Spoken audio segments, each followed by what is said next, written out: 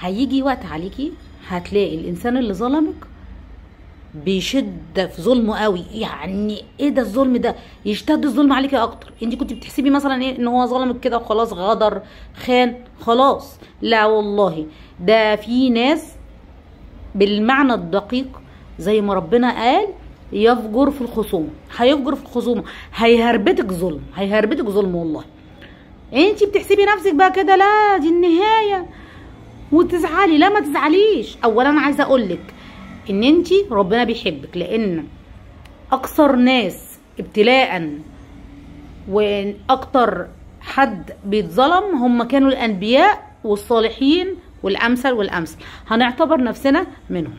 تعالي بقى في اللحظه اللي ظلم هيشتد عليكي، وانا عشتها، لقيت نفسي فجأة الدنيا كلها بتتقفل حواليا، الابواب مقفولة، كل حاجة صعبة، مش عارفة اعمل حاجة.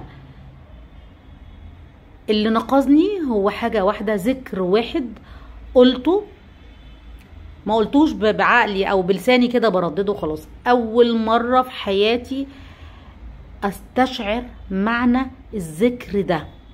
عايزة اقول لكم ان انا حياتي بمجرد ما استشعرت معنى الذكر ده اتقلبت 180 درجة.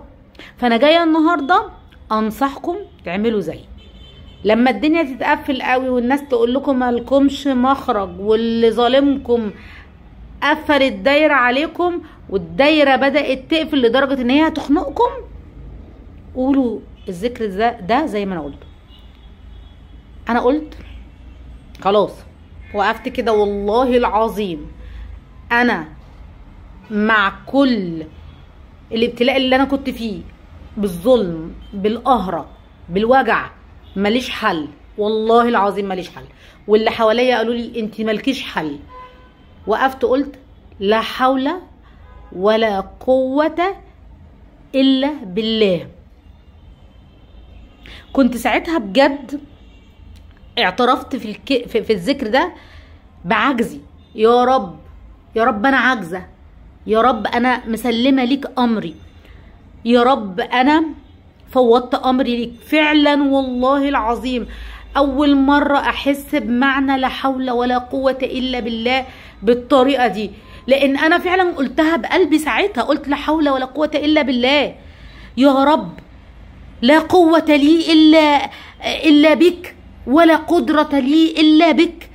يا رب لا حول، انت هتحول لي حالي من حال لحال بيك انت يا رب. لا قوة لا قدرة ليا على فعل شيء. بجد انا كنت مش عارفة اعمل حاجة، وانا عمالة اقول لا حول ولا قوة الا بالله بالذكر ده بالظبط. يا رب انت وحدك يا رب اللي قادر تخرجني من اللي انا فيه ده. عايزة اقول لكم ساعتها بجد وانا قلتها بقلبي والله العظيم،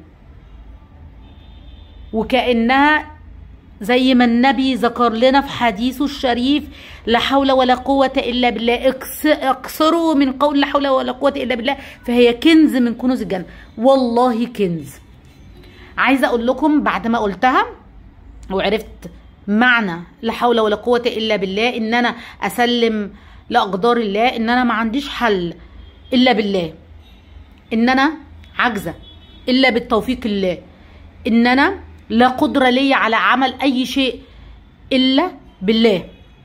ساعتها حسيت إن الشدة والضيقة اللي أنا فيها انفرجت، حسيت إن الهم انزاح، حسيت إن أموري اتيسرت.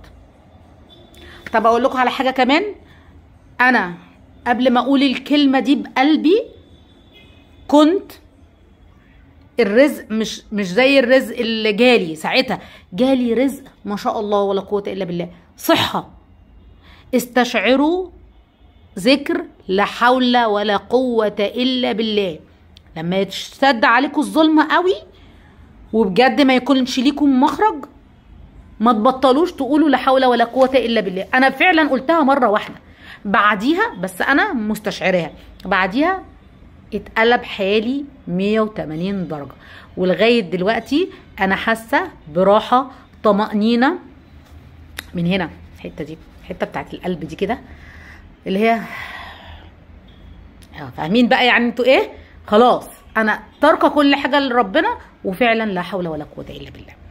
الفيديو ده صدقه جاريه على روح بابا وجميع موتى المسلمين.